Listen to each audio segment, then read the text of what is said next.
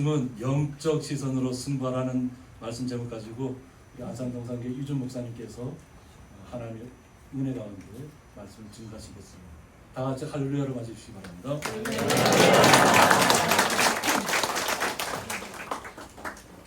네. 목회자는 어디에 가서든 설교를 해야 되는 거룩한 분야감이 있습니다. 그리고 설교를 한다는 것은 하나님 앞에 크게 쓰임받는 것이 분명하기 때문에 개인적으로도 은혜가 될 것이고, 목사님으로부터 전화를 받았을 때도 한치 망설임 없이 예 알겠습니다 라고 말씀을 드리고 이 자리에 섰는데요. 선교를 와서 계속적으로 말씀을 묵상하면서 또 비가 내리는 가운데 있어서 우리가 그렇게 기도하면서 하나님, 우리가 일할 때는 비를 좀 그쳐주시면 감사하겠습니다. 하지만 이 땅 가운데 비가 필요하다면 주님 뜻대로 하시옵소서, 그렇게 기도했는데 비가 계속 내리더라고요. 네. 제 기도보다 주님의 뜻이 이 지역 가운데 비가 더 필요했다라는 생각이 들고, 또 그 은혜의 단비를 우리가 또 영적 시선으로 바라보면서 우리 선교팀 한 분 한 분이 감사함으로 이 사역을 감당하는 것 같습니다. 저는 오늘 여러분들과 함께 영적 시선으로 승부하라 라는 제목으로 오늘 함께 읽었던 열왕기하 말씀을 함께 나누고자 합니다. 교회에서 성도로 살아간다는 것은요, 현실의 눈으로 살아가고 있지만 그럼에도 불구하고 하나님을 바라보는 영적 시선을 가지고 살아가야 된다라는 것을 우리 모두 잘 알고 있습니다. 사실 오늘 본문의 주인공이 되는 이 엘리사도 열왕기하 6장, 오늘 말씀은 4장이었고 2장 뒤에 보면 6장에 보시면 엘리사가 영적인 눈으로 살아가는 것을 우리에게 보여주고 있습니다. 도단이라는 작은 성읍에 그가 밤에 잠을 자고 있는데 아람의 군대가 에워싸고 공격하려고 합니다. 이러한 위기 앞에서, 또 이러한 위기에 봉착되어 있지만 이 위기를 맞이하면서 엘리사는 영적인 그 시선을 통하여서 자신을 둘러싼 아람 군대를 보는 것이 아니라 자신을 둘러싼 하나님의 불말과 불병거가 가득한 것을 보게 된다라는 것입니다. 그리고 그 영적 시선으로 그 시간을 이겨내고 승리한다라는 것을 우리는 잘 알고 있습니다. 이처럼 우리의 인생에서도 우리는 뜻하지 않게 위기를 맞이할 때가 있습니다. 그리고 그 위기를 매 순간마다 우리의 방식과 하나님께 기도하면서 그 위기를 이겨내는, 그리고 극복하는 그런 모습으로 살아가고 있습니다. 이때 하나님의 사람은 영적 시선을 가지고 하나님을 바라보기 때문에 이러한 위기를 어떠한 사람보다 순적하게, 순탄하게 이겨내는 것을 우리는 잘 알고 있습니다. 오늘 본문에서 나오는 한 여인에게 위기가 찾아왔습니다. 그 여인은 바로 수넴 여인이라고 우리는 이야기합니다. 그리고 그녀와 함께하고 있는 이 하나님의 사람 엘리사에게도 이것은 위기가 아닐 수 없습니다. 이 두 사람은 이 위기를 어떻게 극복하고 있는지 오늘 본문을 통해서 우리에게 보여주고 있습니다.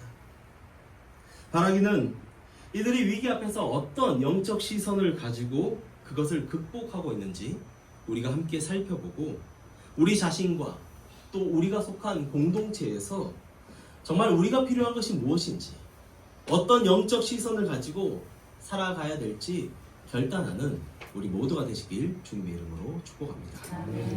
오늘 본문을 통해서 첫 번째로 저는 함께 보길 원하는 것은 수넴 여인이 가지고 있는 그 영적 시선이 무엇인지 보길 원합니다. 그것은 전적으로 하나님을 신뢰하는 영적 시선을 가지고 있다라는 것입니다. 오늘 등장하는 수넴 여인은요, 하나님의 사람 엘리사를 극진히 대접하고 심지어 엘리사가 머무를 수 있는 방을 자신의 집에 만들어서 제공하였습니다. 그래서 오늘 본문에서 우리가 읽진 않았지만 엘리사가 너무 감사해서 뭐라도 해주고 싶어서 그 여인에게 뭐가 필요한지 물어봅니다. 그런데 그 여인은요, 부유한 가정에 남편이 부유했기 때문에 필요한 것들이 아무것도 없습니다. 모든 것을 갖추어진 사람이었습니다. 그런데 딱 하나 뭐가 없습니까? 자식이, 아들이 없다라고 성경에선 기록하고 있습니다. 그러자 엘리사가 뭐라고 얘기합니까? 내년에 너에게 아들이 있을 것이다 라고 이 수넴 여인을 축복합니다. 그리고 정말 1년이 지난 후에 엘리사가 다시 방문하였을 때 이 여인이 아들을 얻게 되었다라는 것입니다. 그런데 오늘 무슨 일이 일어납니까? 눈에 넣어도 아프지 않는 사랑하는 이 아들을 죽게 되었습니다. 잘 자라던 아이가 하루아침에 죽었다라는 것은 너무나 큰 충격이 아닐 수 없습니다. 추수하는 곳에서 아버지와 잘 놀고 있다가 이 아이가 머리가 너무 아파 너무 아파 이러면서 머리가 너무 아파하니까 이 아버지가 사환을 시켜서 종을 시켜서 이 아이의 엄마에게 데려다 주라라고 이야기합니다. 그리고 아이를 데려다가 엄마에게 보냅니다. 그리고 그 엄마의 무릎에서 아이가 있다가 거기에서 죽음을 맞이하게 되는 거죠. 그냥 아이가 어디선가 죽는 것이 아니라 자신의 무릎에서 자기가 정말 사랑하는 아이가 생명을 잃는 모습을 이 여인이 지금 감당하고 있다라는 것입니다. 여러분, 죽음이라는 것은 무엇을 의미할까요? 죽음은요, 모든 것이 끝났음을 이야기하는 겁니다. 더 이상 할 수 있는 것이 아무것도 없다라는 그 결론이 바로 죽음 아닙니까? 죽음 앞에서 인간은요, 단절을 경험합니다. 그리고 아무것도 할 수 없다라는 우리 자신의 무능력함을 우리는 경험하게 되는 것입니다. 그래서 받아들이기 힘들지만 그 죽음을 받아들이고 나의 무능력을 인정하면서 살아갈 수밖에 없는 것이 우리 앞에 놓여져 있는 죽음을 대하는 사람들의 태도인 것입니다. 그래서 사람들은 죽음 앞에 놓여 있는 사람들, 누군가 사랑하는 가족들을 떠나보낸 그들 앞에서 어떤 말을 제일 많이 합니까? 시간이 지나면 다 잊혀진다. 그런 이야기를 많이 하지 않습니까? 그렇게 이런 죽음을 받아들이고 인정하고 살아가는 것이 아니라 오늘 이 여인은 자신의 아들의 죽음 앞에서 전혀 다른 모습을 우리들에게 보여주고 있습니다. 21절에서는 그녀는 죽은 아들을 엘리사의 방에 있는 침상에 두고 나옵니다. 그리고 남편에게 가서 내가 지금 엘리사를 찾아가야 되니까 사환과 나귀를 달라라고 이야기합니다. 남편이 뭐라 합니까? 오늘 우리가 읽진 않았지만 초하루도 아니고 안식일도 아닌데 왜 엘리사를 찾냐라고 묻습니다. 사실 이 말은 어떤 의미입니까? 이 남편은 이미 자신의 아들의 죽음을 인정하고 있다라는 거 아닙니까? 죽음 앞에 인간이 할 수 있는 것들이 아무것도 없어서 그냥 그 아이의 죽음을 받아들이고 있는 남편의 모습을, 아버지의 모습을 보여주고 있습니다. 하지만 수넴 여인은요, 포기하지 않습니다. 포기하지 않습니다. 그래서 우리가 그런 말이 있지 않습니까? 엄마는 위대하다라는 얘기를 간혹 하는 것 같습니다. 그녀는 종에게 뭐라고 얘기합니까? 무조건 달려가라. 절대 멈추지 말고 달려가라고 그렇게 이야기를 하고 나아갑니다. 그렇다면 수넴 여인은 왜 자신의 아들의 죽음 앞에서 엘리사를 지금 찾아가고 있습니까? 그녀는 지금 자기 앞에 놓여있는 이 위기, 이 문제의 해답이 누구에게 있는지 정확하게 보고 있기 때문 아닌가요?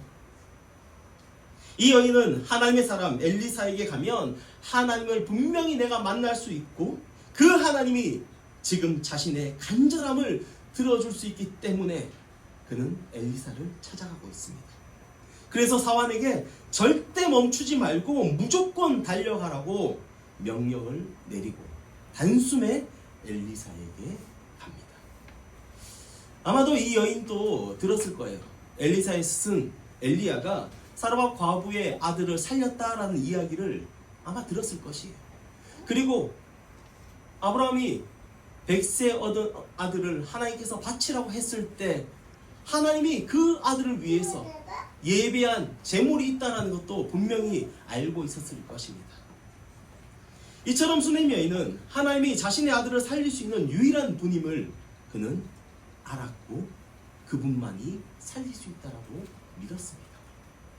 지금 그 하나님을 만나기 위해서 엘리사를 당장 만나야 하였던 것입니다. 드디어 엘리사를 만납니다. 이 장면에서 수넴 여인은요 얼마나 간절했는지 성경을 통하여서 묘사하고 있는데요. 엘리사를 보자마자 엘리사의 발을 안고 괴로워합니다. 근데 그냥 마음으로만 괴로워했을까요? 아니죠.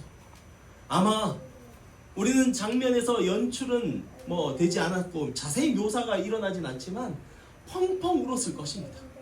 그 엘리사의 발을 붙잡고 제발 내 아들을 살려달라고 아마 간절한 마음으로 펑펑 울지 않았을까 싶습니다. 사실 그녀는 현실의 눈으로 보이는 그 죽음이 어떤 의미를 가지고 있는지 이미 잘 알고 있는 거예요. 그래서 지금 하나님의 사람 엘리사를 보자마자 참았던 그 괴로움의 감정이 복받쳐 와서 지금 울고 있는, 그리고 괴로워하고 있는 장면을 보여주고 있다는 것입니다. 이것은요 현실의 눈과 영적인 시선이 함께 공존하는 그 장면을 여기에서 이야기하고 있는 거예요. 우리 삶에 있어서 우리는 현실의 눈으로 어떤 문제를 바라볼 수 있습니다. 하지만 영적인 시선으로 그 문제를 하나님께 어떻게 풀지 기대하는 마음으로 나아가는 모습이 우리에게 참 많이 있습니다. 하지만 현실의 눈이 나에게 어떤 마음을 줍니까? 괴로움을 주고요, 고통스러운 마음을 주고요, 안 될 것 같은 포기하고 싶은 마음을 줄 때가 있다라는 것입니다. 오늘 이 여인이, 바로 이 수넴 여인이 엘리사 앞에서 엎드려서 그의 발을 붙잡고 펑펑 울며 괴로워하는 것은 현실의 그 눈, 죽음이 무엇인지 알았고 영적인 시선으로 그 나의 현실의 문제를 주님이 풀어달라는 그런 외침이 여기 들어왔다라는 것입니다. 이때 중요한 것은 무엇입니까? 현실의 눈으로 보는 것이 아니라 영적인 시선으로 하나님을 바라보고 끝까지 그 하나님을 붙잡는 것이 중요하다라는 사실 아닙니까? 그래서 수넴 여인은 30절에서 엘리사에게 뭐라고 얘기합니까? 내가 당신을 떠나지 않겠습니다 라고 말하고 있습니다. 이 말은요, 아들을 살려주실 때까지 나는 당신을 떠나지 않겠습니다, 간곡하게 지금 간청을 하고 있는 장면들이 여기 나와 있는 거예요. 누가복음 18장을 보시면 예수님께서 불의한 재판장에 대해서 이야기하십니다. 한 과부가 불의한 재판장에게 찾아와서 자신의 억울함을 풀어달라고 합니다. 근데 여기에서 이야기는 간청하다는 뜻이 뭐냐 하면 계속적으로 나와서 계속적으로 해달라는 거예요. 계속적으로 도와주세요, 내일 또 찾아와서 도와주세요, 저녁에 찾아서 도와주세요, 그 다음날 또 찾아와서 도와주세요.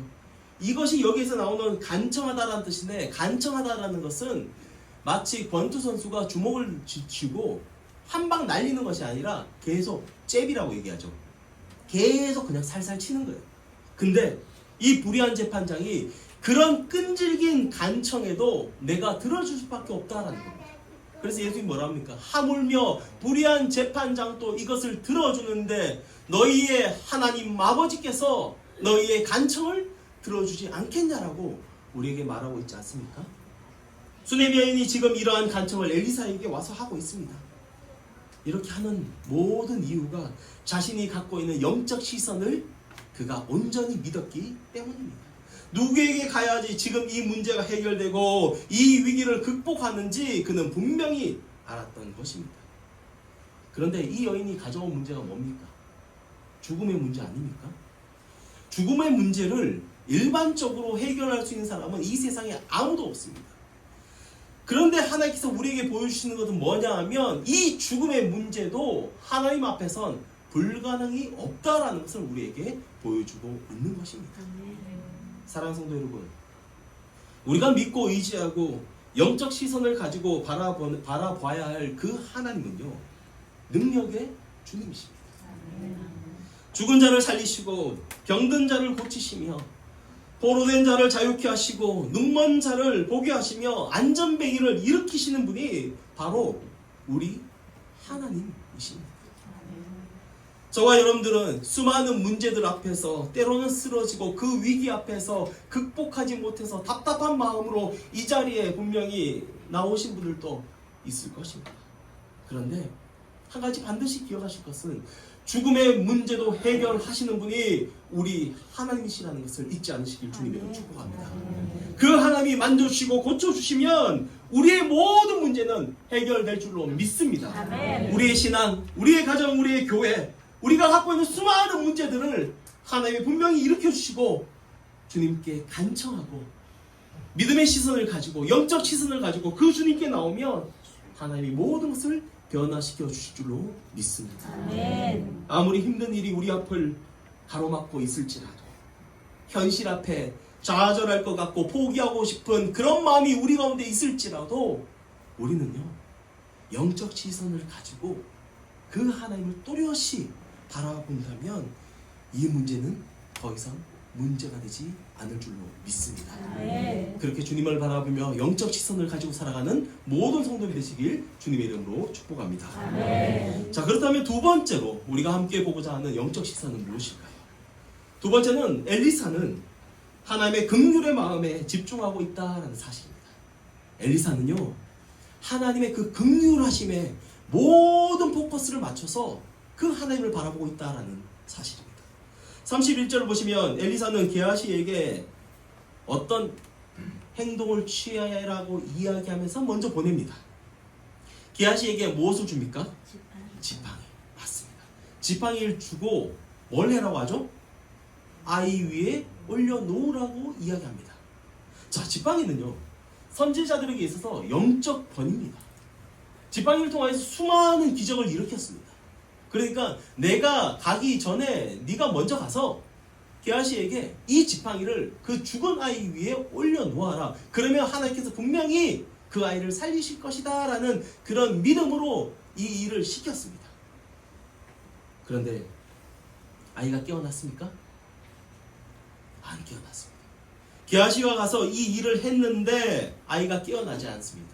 32절을 보시면 엘리사가 도착해서도 아이는 여전히 죽은 상태라고 성경은 기록하고 있습니다. 이제 엘리사는 그 죽은 아이가 있는 방으로 들어갑니다. 사실 그 방은요 엘리사의 방이에요. 수넴 여인이 엘리사를 위해서 만들어 놓은 방인데 자신의 침상에 아이가 죽어 있는 상태예요. 그리고 엘리사가 그 방에 들어가서 문을 닫고 아이와 둘이 되었을 때 하나님께 기도하기 시작합니다.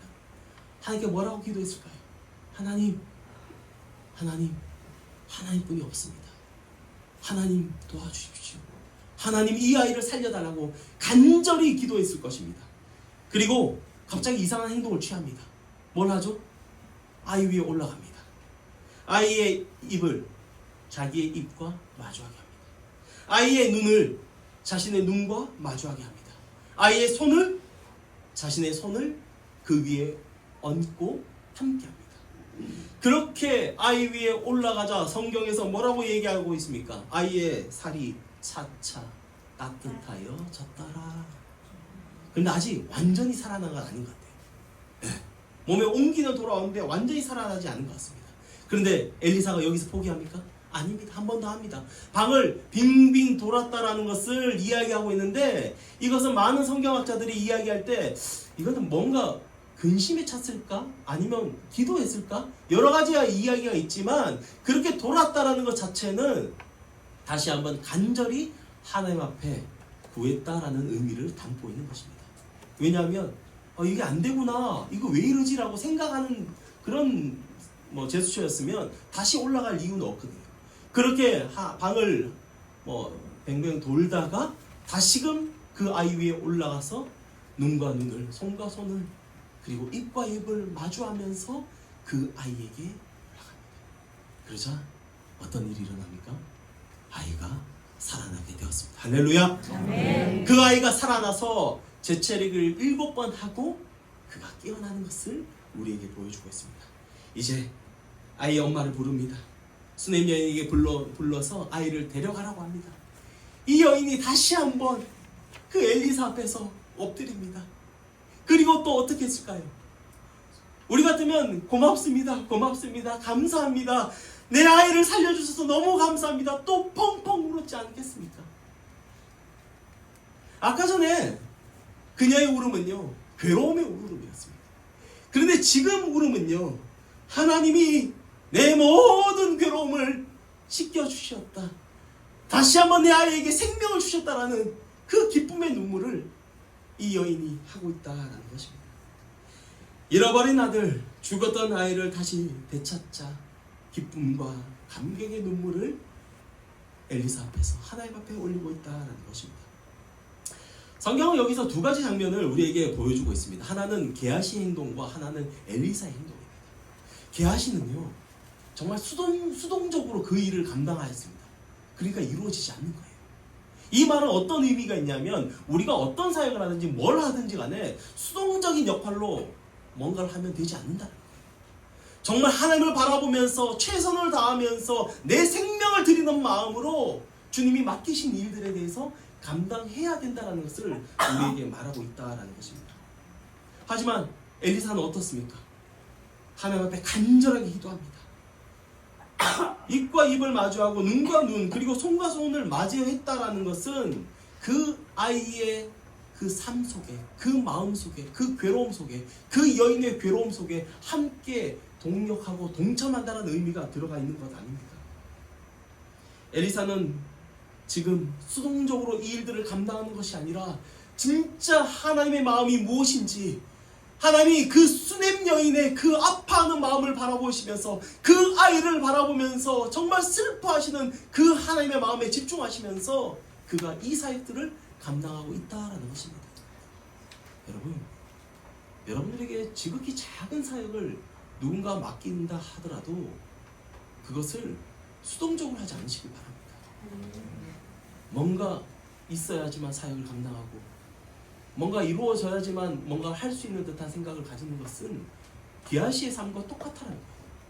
우리는요, 아무것도 없지만 주님을 바라보면서 내가 있는 그 현장에서 엘리사처럼 하나님의 마음을 품으면서 사역하는 삶이 우리에게 정말 필요한 삶 아닙니까? 그래서 오늘 말씀을 통해서 엘리사가 우리에게 보여주는 것은 바로 하나님의 그 긍휼하신 마음, 하나님이 정말 수냄 여인을 불쌍하게 여기고 하나님이 그 아이를 불쌍하게 여기면서 아파하는 그 하나님의 마음을 엘리사도 동일하게 아파했기 때문에 이런 행동을 보이면서 이 아이를 살려내고 있다는 것입니다. 긍휼이라는 마음이 이 히브리어로는 라임이라고 이야기합니다.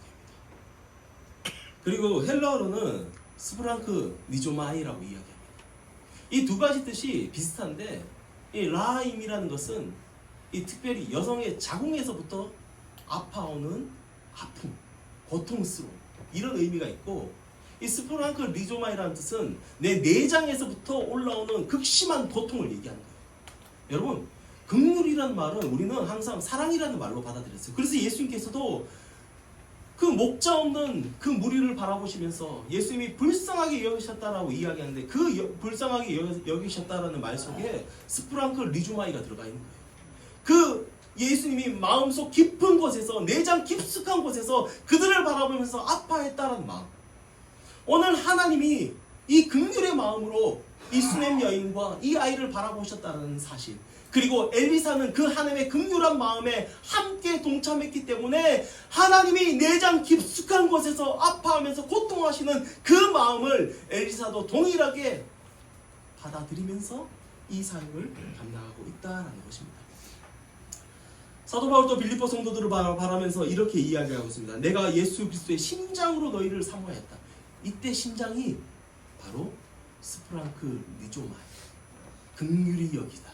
내장 깊숙한 곳에서 통증으로 아파하는 그 고통스러움, 뭔가를 바라보면서 측은히 여기고 불쌍히 여기고 그냥 단지 아우 불쌍하구나, 내가 사랑해줘야지, 이게 아니라 그 사람의 아픔과 그 사람의 감정이 나의 감정과 나의 아픔으로 들어오는 그 상태, 그것을 오늘 엘리사가 우리에게 보여주고 있다는 것입니다. 이처럼 엘리사는요, 지금 하나님의 그 긍휼한 마음을 가졌습니다. 하나님께서 수냄 여인의 그 내장 깊숙한 곳에서 일어난 그 고통을 보시고 함께 아파하시는 그 마음으로 아들을 잃은 그 한 여인의 기쁜 절규를 들으시고 긍휼한 눈빛으로 그들을 바라보시는 그 마음을 엘리사가 동일하게 품고 있다는 것 아닙니까? 엘리사는 그 하나님의 긍휼하심에 영적인 시선을 가졌고 그 결과로 오늘 놀라운 기적을 일으켰다라는 사실입니다. 저희 집에는 딸과 아들이 하나 있습니다. 그리고 저는 우리 교회 성도님들은 다 아시다시피 목회자로 사역하기 전에 중국에서 선교사로 먼저 사역을 담당했습니다. 저희 아들이 이제 중학교 3학년입니다.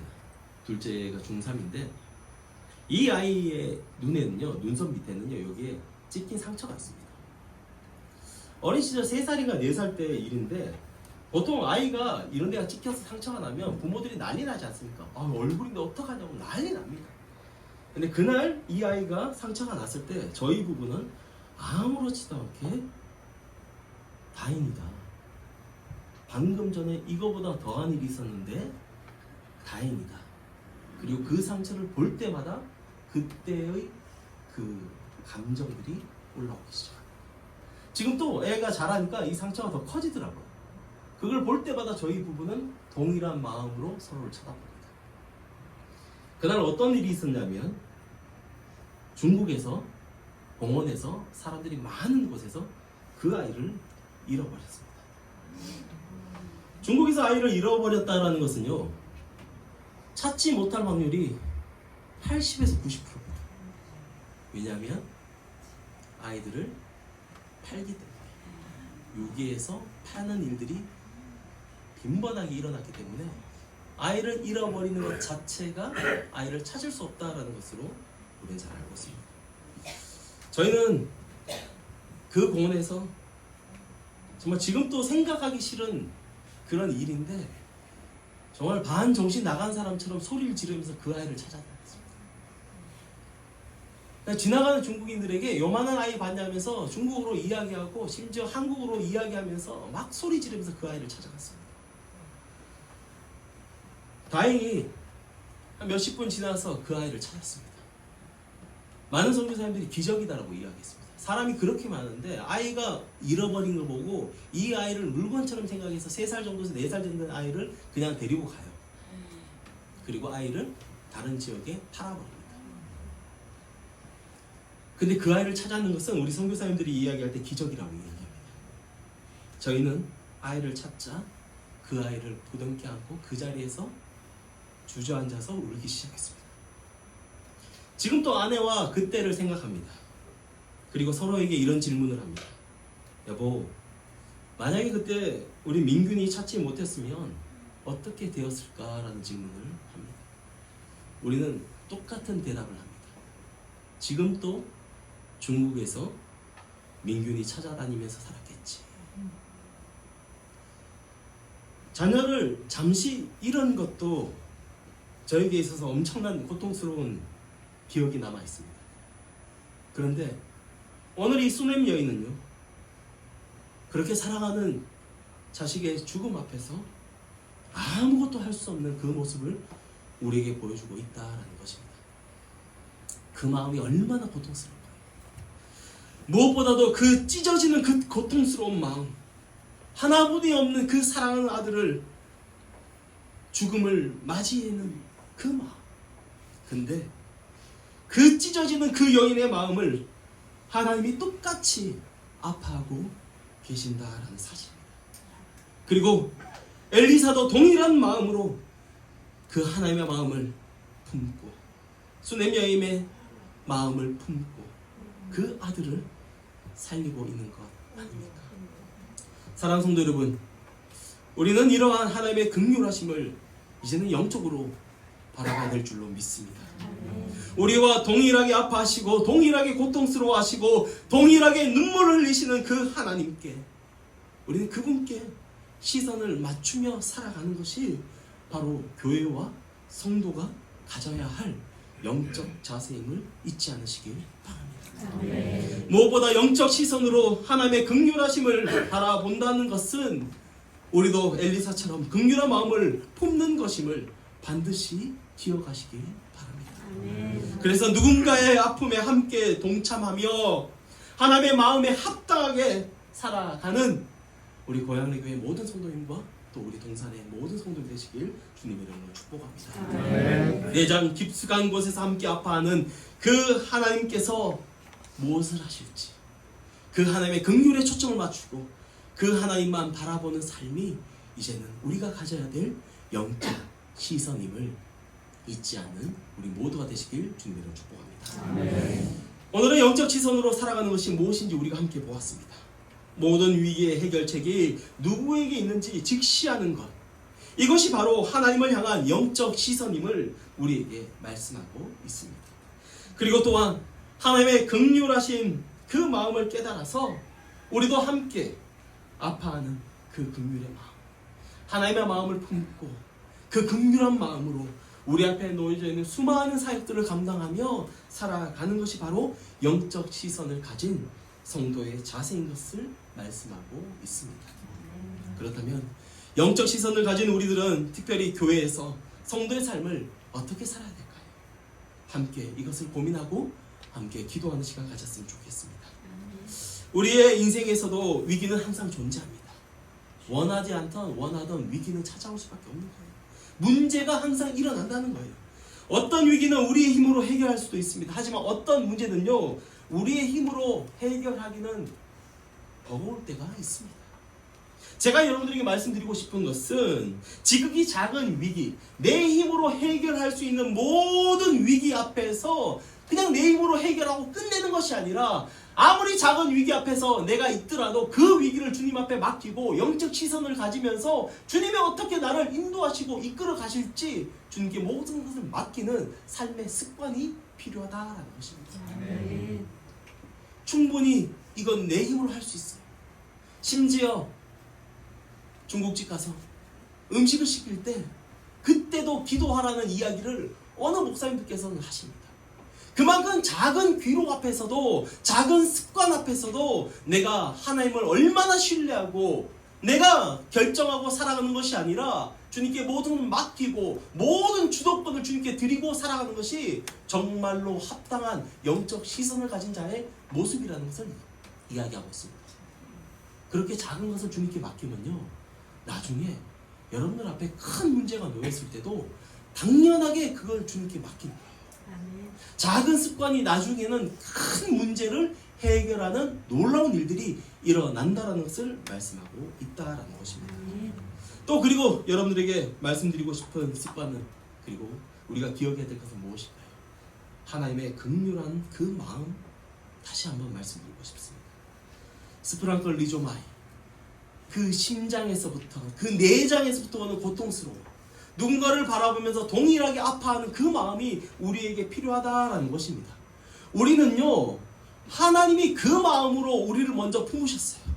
하나님이 그 마음으로 먼저 우리를 사랑하시고 먼저 우리를 이끌어 주셔서 하나님의 자녀로 살아갈 수 있도록 주셨다라는 거예요. 다른 말로요, 우리는 먼저 긍휼을 입은 자들이라는 거예요.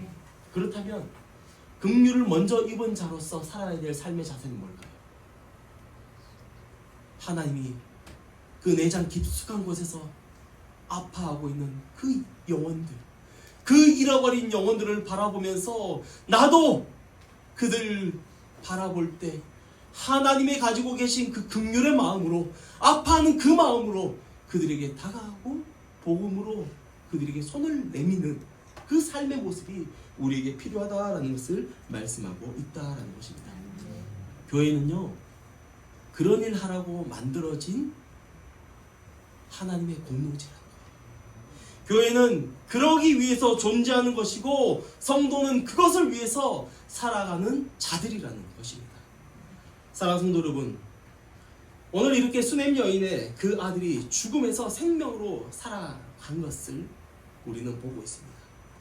그리고 이 기적과 같은 일은요, 오늘날부터 2000년 전에 예수님께서 십자가에서 이미 우리를 위해서 행하셨던 것입니다. 그가 거기서 죽음을 맞이하게 됩니다. 하지만 하나님이 그를 살리십니다. 그 예수님이 십자가에서 내장이 터질 듯한 고통을 가지면서도 수많은 사람들로부터 버림을 받고 질책을 받고 그들로부터 따돌림을 당했음에도 불구하고 그 긍휼한 마음으로 하나님 저들을 용서해달라고, 저들이 뭘 하는지 지금 알지 못한다라고 이야기하시면서 마지막으로 숨을 멎으시면서 모든 것을 이루어 주셨다라고 말씀하십니다. 주님의 십자가의 그 긍휼이 이미 우리 가운데 있다라는 것입니다. 이미 우리는 그 긍휼에 힘입은 사람으로서 오늘날 주님의 몸된 교회에서 성도로 살아가는 것이고 교회의 존재 이유에 대해서 말씀드리고 항상 살아가고 있다는 것입니다. 그러면 죽어가는 영혼들을 바라보면서 함께 긍휼한 마음을 푸는 것이 우리가 가져야 될 합당한 성도의 자세라는 것입니다. 그리고 그것이 바로 영적 시선으로 승부하는 그런 모습이 분명히 우리에게 일어난다라는 것입니다. 교회 성도들이 더욱더 그 긍휼에 감격하여 몸부림치시며 살아가실 주님이라고 축복합니다. 긍휼을 전하는 삶, 열심을 다하는 삶, 죽어가는 그 영혼을 바라보면서 엘리야처럼 함께 아파하는 그 삶을 이제는 저와 여러분들이 살아가시길 주님이라고 축복합니다. 그렇게 날마다 주님의 긍휼에 감격하고 그 은혜에 감사드리며 이제는 내가 그 긍휼을 수많은 사람들에게 전하는 삶을 살아가겠다라는 결단의 삶이 우리 모두에게 일어나시길 예수님의 이름으로 간절히 축복드립니다. 네. 이 시간 오늘 말씀을 두고 함께 기도하고 나아갔으면 좋겠습니다. 한 가지만 우리 결단하고 기도했으면 좋겠습니다. 이 시간 함께 기도하는 것은요, 하나님, 이 세상을 살 때 영적 시선으로 살아가길 원하오니 하나님의 긍휼한 마음을 품고 영적 시선으로 살아가게 하여 주시옵소서. 내가 바라보는 것을 현실의 문제 앞에서, 현실의 그 위기 앞에서 봉착하여서 쓰러지고 아파하고 포기하는 것이 아니라 영적 시선을 가지고 주님을 바라보면서 긍휼하신 그 하나님을 바라보면서 날마다 승리하는 우리 모두 되게 달라고, 그리하여 주님 죽어가는 수많은 영혼들에게 생명을 전하는 일에 우리가 쓰임받을 수 있도록 역사해달라고 주의 이름 한번 부르짖고 기도하며 나아가겠습니다. 주님 찾습니다. 주여